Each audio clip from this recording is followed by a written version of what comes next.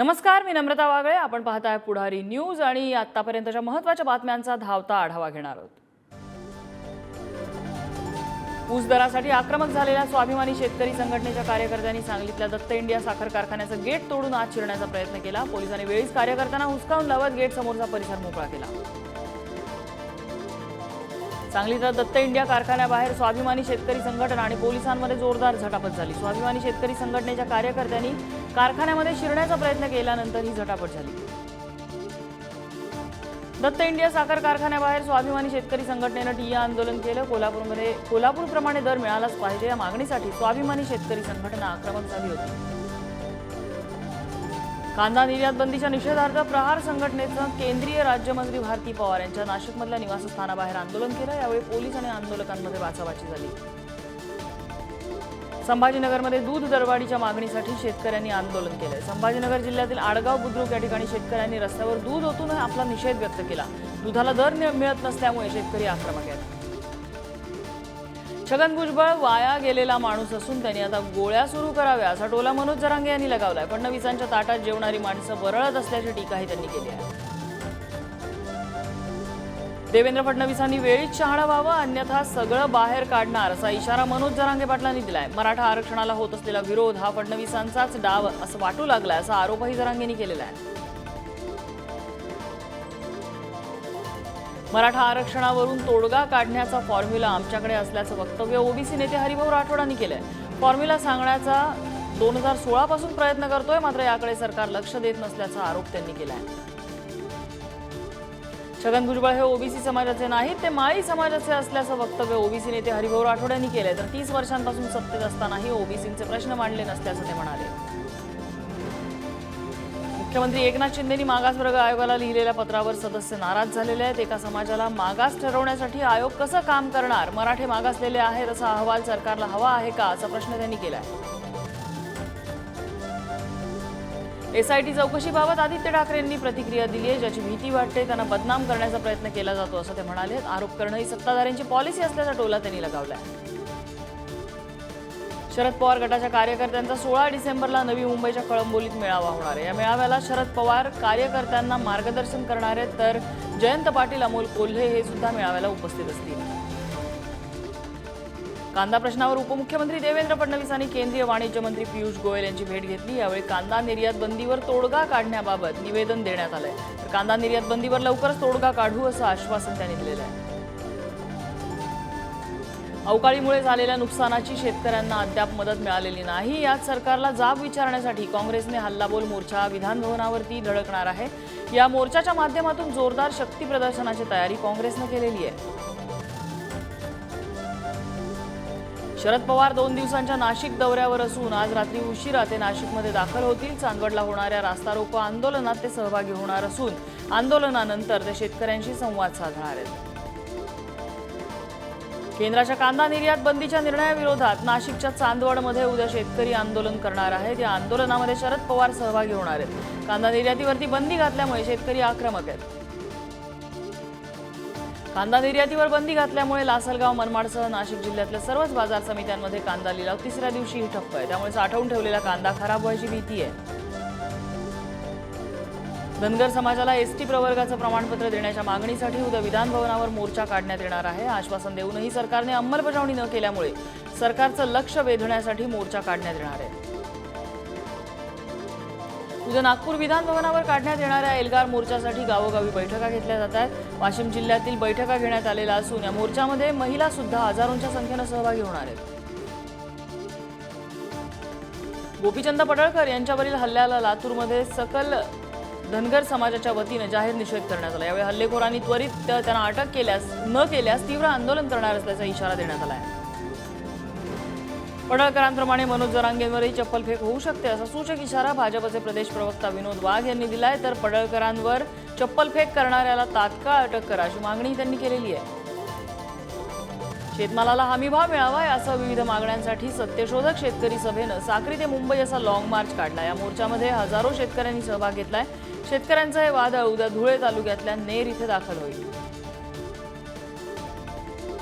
आपल्या विविध मागण्यांसाठी सिंधुदुर्ग शिक्षण हक्क कृती समितीने उद्या पुकारलेलं बेमुदत शाळा बंद आंदोलन मागे घेतलेलं आहे. शिक्षण मंत्री दीपक केसरकर यांच्यासोबत झालेल्या बैठकीत सकारात्मक चर्चा झाल्यानंतर आंदोलन मागे घेण्यात आलं आहे. आज उमरगा शहरामध्ये मनोज जरांगे पाटील यांची सभा होत असून या सभेच्या पार्श्वभूमीवर शहरात दारू विक्री बंदीचे आदेश देण्यात आलेले आहेत. सभास्थळी कोणताही अनुचित प्रकार घडू नये यासाठी दारू विक्री बंद ठेवण्याचे आदेश जिल्हाधिकाऱ्यांनी दिलेले आहेत. मनोज जरांगे यांच्या चौथ्या टप्प्यातील महाराष्ट्र दौऱ्याची समारोप सभा ही बीड जिल्ह्यात होतीये. बोरी सावरगाव इथे तब्बल 145 एकरवर होणाऱ्या या सभेची जय्यत तयारी करण्यात आली आहे. तर दुसरीकडे माजलगाव तालुक्यातील हरकी लिमगाव इथे त्यांची सभा पार पडणार आहे. मराठा समाजाच्या लढाईमध्ये समाजकंटक घुसले आहेत. पडळकरांवर फेकलेल्या चप्पल फेकीवरती गोपीचंद पडळकरांनी प्रतिक्रिया दिली आहे. तर ओबीसी समाजाने या घटनेचा निषेध हिंसेच्या मार्गाने न करता शांततेत करावा असं आवाहन त्यांनी केलेलं आहे. आमदार गोपीचंद पडळकर यांच्यावर झालेल्या चप्पल फेकीच्या निषेधार्थ जालन्यातील शिरनेर इथं अंबड पैठण महामार्गावर टायर जाळून रास्ता रोको आंदोलन करण्यात आलं. पडळकरांना टार्गेट केल्यास शांत बसणार नाही असा इशारा आंदोलकांनी दिलेला आहे. गोपीचंद पडळकरांवर केलेल्या चप्पल फेकीच्या निषेधार्थ जालना जिल्ह्यातल्या अंबड शहरामध्ये कडकडीत बंद पाळण्यात आला. यावेळी तहसीलदार कार्यालयाबाहेर धनगर समाजाच्या वतीनं घोषणाबाजी करण्यात आली. आमदार गोपीचंद पडळकरांवर झालेल्या चप्पल फेकीवरून धनगर समाज आक्रमक झालाय. धुळे सोलापूर राष्ट्रीय महामार्ग जामखेड इथे टायर जाळत निषेध व्यक्त करण्यात आला. गोपीचंद पडळकरांवरील चप्पल फेकीचे जालना जिल्ह्यामध्ये पडसाद उमटले. जालना परभणी महामार्गावर धनगर बांधवांची घोषणाबाजी सुरू होती. तर परतूर तालुक्यातील अनेक गावांमध्ये धनगर बांधवांकडून बंदची हाकही देण्यात आली. नगरच्या राहता तालुक्यामध्ये निर्मळ पिंपरी इथे दलित कुटुंबावर अत्याचार प्रकरणी 3 आरोपींना 4 दिवसांची पोलीस कोठडी सुनावण्यात आली आहे. कोम्बिंग ऑपरेशन राबवून पोलिसांनी आरोपींच्या मुसक्या आवळल्या आहेत. मराठी चित्रपटांना मल्टिप्लेक्स नाकारल्यावरून मनसे कार्यकर्ते आक्रमक झाले. चेंबूरमधल्या क्युबिक मॉल इथे थिएटर बाहेर मनसे कार्यकर्त्यांनी बॅनरबाजी केली. मराठी चित्रपटांना प्राईम टाईममध्ये स्क्रीन मिळालाच पाहिजे असा इशाराच मनसेनं दिलेला आहे. मुलुंडमधल्या 7,500 घरांच्या पीएपी गृहप्रकल्पाविरोधात स्थानिक नागरिक रस्त्यावर उतरले. तर किरीट सोमय्यांनी या प्रकल्पामध्ये आर्थिक गैरव्यवहार झालेला असून त्याच्या चौकशीची मागणी केलेली आहे. अमरावती जिल्ह्यामध्ये उद्भवलेल्या आरोग्याच्या प्रश्नावरून अधिवेशनात आमदार रवी राणा यांनी आरोग्यमंत्री तानाजी सावंत यांना घेरलं. अमरावती जिल्ह्यातील 50% रिक्त असलेल्या आरोग्य कर्मचाऱ्यांच्या जागा भरणे यासह विविध मागण्यांची त्यांनी यादी समोर ठेवली आहे. धुळ्यामध्ये विकसित भारत संकल्प यात्रेचं आयोजन करण्यात आलं होतं. यामध्ये मंत्री गिरीश महाजनांनी सर्वसामान्य आणि इतर पदाधिकाऱ्यांशी संवाद साधला. मोदी सरकारच्या योजनांची माहिती लाभार्थ्यांपर्यंत प्रभावीपणे पोहोचत असल्याची माहिती महाजनांनी दिली आहे. रायगडचे पालकमंत्री उदय सामंत यांना जिल्हाप्रमुख राजा केणी यांनी घरचा आहेर दिलाय. सामंत संघटना वाढीसाठी जिल्ह्यात कधी येतात असा प्रश्न त्यांनी केलाय. रायगड लोकसभा मतदारसंघावरून शिंदेची शिवसेना आणि भाजप आमने-सामने येण्याची शक्यता आहे. रायगड लोकसभा मतदारसंघात शिंदेची शिवसेना लढवणार अशी रोखठोक भूमिका राजा केणी यांनी घेतलेली आहे. पक्षातील स्थान बळकट करण्यासाठी त्यांनी यात्रा काढली असेल अशा शब्दात मंत्री आदिती तटकरे यांनी रोहित पवारांच्या युवा संघर्ष यात्रेवर टीका केली आहे. विविध मागण्यांसाठी अंगणवाडी सेविकांनी पालकमंत्री दादा भुसे यांच्या संपर्क कार्यालयावरती कॅन्डल मार्च काढला. यावेळी अंगणवाडी कर्मचाऱ्यांनी दादा भुसेंसोबत फोनवरून संपर्क साधल्यानंतर आंदोलन मागे घेतलंय. जळगावच्या पारोळा एरंडोला मतदारसंघात भाजपने राष्ट्रवादी शरद पवार गट आणि मनसेला जोरदार धक्का दिला. मंत्री गिरीश महाजनांच्या उपस्थितीत अनेक सरपंच आणि पदाधिकाऱ्यांनी भाजपमध्ये जाहीर प्रवेश केलेला आहे. केंद्र आणि राज्य शासनाच्या कामगार आणि जनविरोधी धोरणाच्या निषेधार्थ आयटेकच्या वतीने राज्यव्यापी महासंघर्ष यात्रेचं आयोजन करण्यात आलं. या यात्रेला आजपासून अकोल्यातून सुरुवात झालेली आहे. अमरावती जिल्ह्यात बालमृत्यूच्या प्रमाणात वाढ झाली आहे. 10 महिन्यांमध्ये 169 उपजत तर 438 बालमृत्यूंची नोंद झालेली आहे. बालमृत्यू रोखण्यासाठी शासन अपयशी ठरतंय का असा प्रश्न उपस्थित केला जातोय. नयना प्रकल्पग्रस्तांचे पनवेलमधील आमरण उपोषण सुरूच आहे. यावेळी नयना प्रकल्प हटावच्या घोषणा शेतकऱ्यांनी दिल्यात. दादरमधील भवानी शंकर मार्ग आंबेडकर नगर येथील आयटी पार्कचं गैरव्यवहार वापर करणाऱ्या व्यापाऱ्यांना मुंबई पालिकेने नोटीस बजावली आहे. आयटी पार्कचं रूपांतर गार्मेंट्समध्ये करून अनधिकृत बांधकाम करणाऱ्या 450 व्यापाऱ्यांना नोटीस बजावलेली आहे. मुंबई रेल्वे विकास महामंडळाला सिस्ट्रा अभियांत्रिकी या सल्लागार कंपनीने सध्या लोकल टप्प्याटप्प्याने एसीमध्ये रूपांतरित करण्याचा पर्याय सुचवलेला आहे. हा निर्णय आता घेतला तर उपनगरीय रेल्वे मार्गावरील एसी लोकल चालवण्यासाठी 10 वर्ष लागण्याची शक्यता आहे. राज्यात वाहतूक पोलिसांनी 28 कोटी 2 लाख रुपयांचा प्रलंबित ई चलन वसूल केलेला आहे. 850 वाहन चालकांनी लोक अदालतीच्या सुनावणीअंती प्रलंबित ई चलनचा भरणा केलेला आहे. दंड न भरणाऱ्यांवर वाहतूक पोलीस कायदेशीर कारवाई करणार आहेत. गेल्या 15 दिवसात पुणेकरांनी वाहतूक नियमांचं उल्लंघन केलेल्या वाहन चालकांकडून 85 लाखांचा दंड वसूल करण्यात आलेला आहे. विना हेल्मेट गाडी चालवणे, सिग्नल तोडणे, झेब्रा क्रॉसिंगवर वाहन थांबवणाऱ्यांवरती ही कारवाई करण्यात आली आहे. इंडियन बँक्स असोसिएशन आणि कामगार संघटनांमध्ये 17% वेतनवाढीबाबत एकमत झालेलं आहे. त्यामुळे सरकारी मालकीच्या बँकांमधील 9 लाख कर्मचाऱ्यांना फायदा मिळणार आहे. वेतनवाढीमुळे बँकांवरती 12,449 कोटींचा बोजा पडणार आहे. नंदुरबार जिल्ह्यामध्ये विविध प्रलंबित मागण्यांसाठी अंगणवाडी सेविकांनी कामबंद आंदोलन सुरू केलंय. अंगणवाडी सेविकांच्या आंदोलनाचा फटका अंगणवाडीतील बालकांना बसलाय. संपामुळे जिल्ह्यातील कुपोषणाचं प्रमाण वाढण्याची शक्यता आहे. धुळे तालुक्यातील रावेर इथल्या शासकीय जमिनीवरती ट्रान्सपोर्ट हब उभं राहणार असल्याची माहिती अनिल गोटे यांनी दिली आहे. नितीन गडकरींशी चर्चा झाली असून त्यांनी याला हिरवा कंदील दाखवल्याचं गोटेंनी सांगितलंय. क्रीडा मंत्री संजय बनसोडे यांच्या लातूर जिल्ह्यातील किनगावात क्रीडा संकुलाचं काम 5 वर्षांपासून रेंगाळलेलं आहे. कधी ठेकेदाराच्या हलगर्जीपणामुळे तर कधी तांत्रिक मान्यता मिळण्याच्या कारणावरून काम पूर्ण झालं नसल्याचं समोर आलंय. नंदुरबार जिल्ह्यातील 4ही आगारांमधील खराब बसेसच्या संख्येत वाढ झाली आहे. बसेस खराब असल्यामुळे प्रवाशांना नाहक त्रास सहन करावा लागतोय. 4ही आगारांना नवीन बसेस द्याव्या अशी मागणी प्रवासी करतायत. पालघरच्या ग्रामीण भागातील नागरिकांच्या अशिक्षितपणाचा फायदा घेत धर्मांतर होत असल्याच्या तक्रारी तहसील कार्यालयाकडे आलेल्या आहेत. या प्रकरणी संबंधितांवर योग्य कारवाई करण्याचे तहसीलदारांनी स्थानिक पोलीस प्रशासनाला निर्देश दिले आहेत. विश्व हिंदू परिषदेच्या वतीनं साताऱ्यात भव्य शोभायात्रेचं आयोजन करण्यात आलं. 22 जानेवारीला अयोध्येमध्ये श्री रामललांची प्राणप्रतिष्ठा होणार आहे आणि त्यासाठी साताऱ्यात 41 कलशांची भव्य शोभायात्रा निघणार आहे. नंदुरबार जिल्ह्यातल्या शहादा तालुक्यातील सारंगखेडा इथे चेतक फेस्टिवलची जोरदार तयारी सुरू आहे. फेस्टिवलसाठी देशभरातील अश्वप्रेमी सारंगखेडा इथे येत असतात. 21 डिसेंबरपासून या फेस्टिवलला सुरुवात होणार आहे. पंजाबराव देशमुखांच्या जयंतीनिमित्त अमरावतीत वैदर्भीय मॅरेथॉन स्पर्धेचं आयोजन करण्यात आलं होतं. यामध्ये 1300 स्पर्धकांनी सहभाग घेतला. मुंबई, ठाणे, नवी मुंबईसह 45हून अधिक शाळांमधील विशेष विद्यार्थ्यांनी ट्रायम्फ रन कार्निवलमध्ये क्रीडा, गायन आणि नृत्याचा आनंद घेतला होता. होली क्रॉस शाळेमध्ये ट्रायम्फ फाउंडेशनचं यंदा 24वे वर्ष होतं. चंद्रपुरातील राजुरा ते गोविंदपूर या राष्ट्रीय महामार्गाच्या कामात ग्रिल कंपनीकडून नियमांचं सर्रास उल्लंघन सुरू असल्याचा आरोप ग्रामस्थांनी केलाय. या संदर्भात कामाची सखोल चौकशी करण्याची मागणी त्यांनी मंत्री नितीन गडकरींकडे केलेली आहे. अहमदनगर जिल्ह्यातील कर्जत इथे 45 वर्षांनी वरिष्ठ स्तर न्यायालयाचं उद्घाटन झालंय. मुंबई हायकोर्टाचे न्यायमूर्ती विभाग संतोष चपळगावकर आणि जिल्हा सत्र न्यायाधीश सुधाकर येरलगट्टा यांच्या हस्ते हे उद्घाटन झालेलं आहे. नाशिक शहरातील मुख्य चौकात नेहमीच मोठी वाहतूक कोंडी होत असते. ही वाहतूक कोंडी सोडवण्यासाठी पोलीस प्रशासनाकडून आढावा घेतला जातोय. त्यामुळे लवकरच वाहतूक कोंडी सुटणार आहे. नंदुरबारमधील रस्त्यांच्या दुरुस्तीसाठी 25 कोटींचा निधी मंजूर झालाय. शिंदेंच्या शिवसेनेचे माजी आमदार चंद्रकांत रघुवंशी यांनी या निधीसाठी मुख्यमंत्री शिंदेंकडे पाठपुरावा केलेला होता. नंदुरबार रेल्वे स्थानकाजवळ रेल्वेच्या तिहेरी मार्गाच्या कामाला वेग आलेला आहे. ताप्ती विभागासाठी तिहेरी मार्ग महत्त्वाचा मानला जातो. या तिहेरी मार्गामुळे वाहतूक सुरळीत होणार आहे. अंबरनाथमधील blue jet healthcare limited company विरोधात कंत्राटी कामगारांनी कामबंद आंदोलन पुकारलंय. पगारवाढ, 12 तास ड्युटी यासह विविध मागण्यांसाठी हे कामबंद आंदोलन करण्यात आलं. धुळे न्यायालयामध्ये राष्ट्रीय महालोक अदालतीचं आयोजन करण्यात आलं होतं. यावेळी एकाच दिवसात 17,919 प्रकरणं निकाली काढण्यात आलेत. यामध्ये 392 प्रलंबित प्रकरणं तर न्यायालयात दाखल होण्यापूर्वी 17,527 प्रकरणांचा समावेश आहे.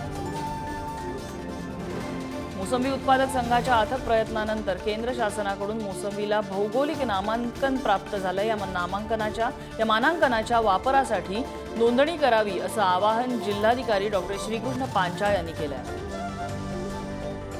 मेंढ्यांना चाऱ्यातून विषबाधा झाल्याने 23 मेंढ्यांचा मृत्यू झाला आहे। हिंगोलीच्या वसमत तालुक्यातल्या वाघीसिंगी परिसरामधली ही घटना आहे। यामध्ये मेंढपाळाचं लाखो रुपयांचं नुकसान झालं आहे। यवतमाळच्या आर्णीचे भाजप आमदार डॉक्टर संदीप धुर्वे यांनी मतदारसंघातल्या शेतकऱ्यांचे प्रश्न अधिवेशनात मांडावे अशी मागणी केलेली आहे। शेतकऱ्यांना सरसकट समान पीक विमा मिळावा, तात्काळ नुकसान भरपाई मिळावी यासाठी प्रयत्न करावे अशी मागणी नागरिकांनी केली आहे। स्टारलाइट कंपनी विरोधात अंबरनाथमधले शेतकरी आक्रमक झालेत। कंपनीकडून जमिनीचा योग्य मोबदला मिळत नसल्याचा शेतकऱ्यांचा आरोप आहे। शेतकऱ्यांनी शासनानं पाठवलेली नोटीस जाळत आंदोलन केलंय। उन्हाळ्यातील वाढतं तापमान आणि साठवणुकीच्या साधनांचा अभाव यामुळे धुळे तालुक्यातल्या शेतकऱ्यांनी लाल कांदा लागवडीकडे पाठ फिरवलेली आहे। यावर्षी पांढऱ्या कांद्याच्या लागवडीला शेतकऱ्यांकडून प्राधान्य दिलं जाते। अवकाळी पावसामुळे वाशिमच्या मंगरुळपीर तालुक्यामध्ये हरभऱ्याच्या बुरशीजन्य रोगाचा प्रादुर्भाव होऊन झाडं पिवळी व्हायला लागले। शासनाने पंचनामे करून नुकसान भरपाई द्यावी अशी मागणी शेतकऱ्यांनी केली आहे। जालन्याच्या नूतन महाविद्यालयामध्ये जिल्हास्तरीय युवा महोत्सव उत्साहात सुरू झालेला आहे। या महोत्सवाचं उद्घाटन वसंतराव नाईक शिक्षण प्रसारक मंडळाचे अध्यक्ष डॉक्टर राजेंद्र राख यांच्या हस्ते करण्यात आलं। पुण्यामध्ये श्री चांगदेव महाराजांचा दिंडी सोहळा अलंकापुरी आळंदीमध्ये पोहोचलाय। यंदा या दिंडीचं 6वं वर्ष आहे। पुढील 2 दिवस चांगदेव महाराजांच्या पालखी सोहळा हा आळंदीत मुक्कामी असेल। धुळ्यात वाहतूक पोलिसांकडून रिक्षा चालकांना डिव्हाइस मशीनद्वारे ऑनलाईन दंड ठोठावला जातोय। या कारवाईमुळे रिक्षा चालक मेटाकुटीला आले, त्यामुळे ही दंडात्मक कारवाई थांबवावी अशी मागणी उद्धव ठाकरे यांच्या शिवसेनेकडून करण्यात आली आहे। हिंगोलीच्या डिग्रस कराळे इथल्या शेतातील विहिरीमध्ये हरणाचं पाडस पडलं होतं। वनविभागाला माहिती मिळताच तब्बल 3 तासानंतर वनविभागाच्या पथकाने या ठिकाणी दाखल झालं आणि त्यानंतर पाडसाला सुरक्षितपणे बाहेर काढण्यात आलं। जागतिक दिव्यांग दिनानिमित्त समाज कल्याण विभागातर्फे उद्या दिव्यांग विद्यार्थ्यांचा जिल्हास्तरीय क्रीडा स्पर्धा आयोजित करण्यात आलेल्या आहेत। यामध्ये 400हून अधिक दिव्यांग विद्यार्थी आणि कर्मचारी सहभागी होणार आहेत। नवी मुंबईच्या एका बारमध्ये ग्राहकाला वेटरने जबरदस्त मारहाण केली। यामध्ये ग्राहकाच्या डोक्यात टाके पडलेले आहेत। या प्रकरणी वेटरसह अन्य एका व्यक्तीवरती गुन्हा दाखल करण्यात आला आहे। भंडाऱ्यामध्ये सिंगाडे तोडण्यासाठी वैनगंगा नदीत गेलेल्या तरुणाचा बुडून मृत्यू झालाय। आकाश ब्रजलाल असं या मृत तरुणाचं नाव आहे। उल्हासनगरमध्ये गुटखा विकणाऱ्यांवर अन्न आणि औषध प्रशासनानं मोठी कारवाई केलेली आहे। शासनानं बंदी घातलेल्या गुटखा आणि तंबाखूजन्य पदार्थाच्या विक्री प्रकरणी 4 जणांवरती गुन्हा दाखल करण्यात आला आहे। वाशिमच्या रिसोड शहरामध्ये बोलेरो आणि दुचाकीमध्ये अपघात झाला। या अपघातात एका व्यक्तीचा मृत्यू झालेला आहे। पेट्रोल पंपासमोर बोलेरोने दुचाकीला जोरदार धडक दिल्यानं हा अपघात घडलेला आहे। बुलढाण्याच्या शेगाव रेल्वे स्थानकावर प्रवासी झोपलेले असताना मोबाईल चोरण्याच्या घटना वाढल्या होत्या। दरम्यान रेल्वे पोलिसांनी चोरट्यांना जेरबंद करायला सुरुवात केलेली आहे। यामध्ये अकोला इथल्या गजानन रमेश गायकवाड याला पोलिसांनी अटक केली आहे। उल्हासनगरच्या नेहरू चौक परिसरामध्ये भर दिवसा एका व्यापाऱ्याची बॅग चोरल्याची घटना घडली। या बॅगेमध्ये हजारो रुपयांचा माल चोरीला गेलाय। चोरीची संपूर्ण घटना सीसीटीव्ही कॅमेऱ्यात कैद झाली आहे। नंदुरबार जिल्ह्यामध्ये राज्य उत्पादन शुल्क विभागाने अवैध दारू तस्करीच्या विरोधात विशेष मोहीम राबवली आहे। 8 दिवसात उत्पादन शुल्क विभागाने 75 लाखांचा अवैध मद्यसाठा जप्त केला आहे। भारतात आता ट्रकमध्ये 2025 पासून एसी केबिनच्या सक्तीचा आदेश जारी करण्यात आला आहे। रस्ते वाहतूक मंत्रालयाचा आदेश केंद्राकडून गॅझेटमध्ये प्रकाशित करण्यात आलेला आहे। 1 ऑक्टोबर पासून ट्रकचं उत्पादन एसी केबिनसह असणार आहे।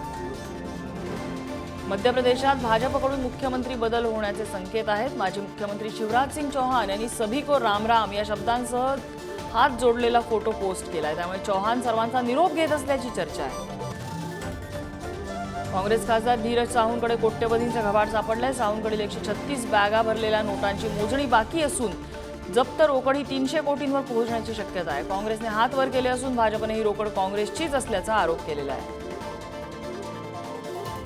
तेलंगणात काँग्रेसने मुख्यमंत्री रेवंत रेड्डी यांच्या नेतृत्वात सत्ता स्थापन केली आहे। तेलंगणा सरकारमधील मंत्र्यांना खाते वाटप करण्यात आलेलं आहे। यामध्ये भक्ती विक्रमार्क मल्लू यांना अर्थ, नियोजन आणि ऊर्जा तर दामोदर राजा नरसिंह यांना आरोग्य खातं देण्यात आलं आहे। नवी मुंबईतील न्हावा शेवा बंदरात एका कंटेनरमधून सिगारेटच्या काठ्यांचा साठा जप्त करण्यात आला. 14,67,00,000 रुपये किमतीचा हा मुद्देमाल DRIनं जप्त केला आहे.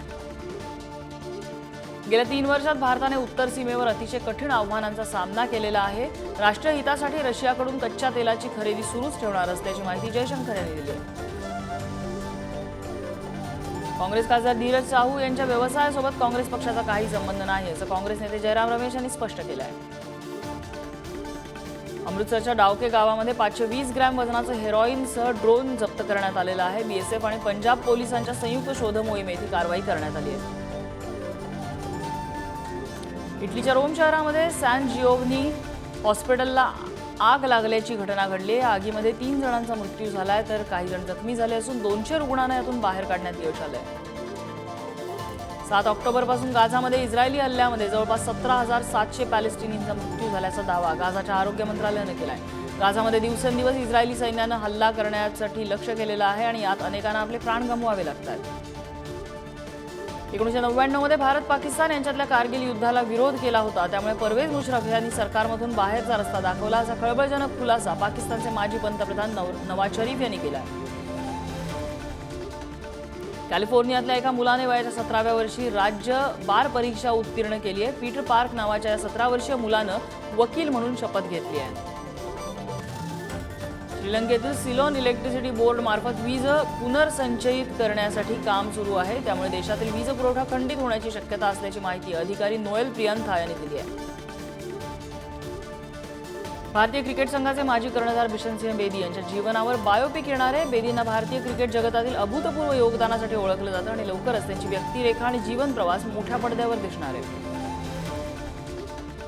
मराठी सिनेसृष्टीत सध्या लग्नाचे वारे वाहताना दिसत आहेत. मराठी अभिनेत्री मानसी मोघे विवाह बंधनात अडकली आहे. तिने हिंदी अभिनेता सूर्य शर्मा याच्यासोबत लग्नगाठ बांधली आहे. ॲनिमल या चित्रपटात जोयाची भूमिका साकारणाऱ्या तृप्ती डिमरीनं प्रेक्षकांचं लक्ष वेधून घेतलंय. तृप्तीला सेटवर रश्मिकानं चांगली वागणूक देत सहकार्य केल्याची माहिती तृप्तीनं दिली आहे. महिला प्रीमियर लीग 2024च्या लिलावात धमाकेदार सुरुवात झालेली आहे. यामध्ये फोबी लिचफील्डला गुजरात जायंट्सने 1 कोटी रुपयांना आपल्या संघात सहभागी करून घेतलाय. वुमेन्स प्रीमियर लीग 2024साठी मुंबईमध्ये लिलाव संपन्न झाला. यामध्ये मुंबई इंडियन्स संघाने 5 नवीन खेळाडूंना खरेदी केलंय. त्यामुळे आता मुंबई संघातल्या खेळाडूंची संख्या 18 पर्यंत वाढलेली आहे. सिंधुदुर्गातले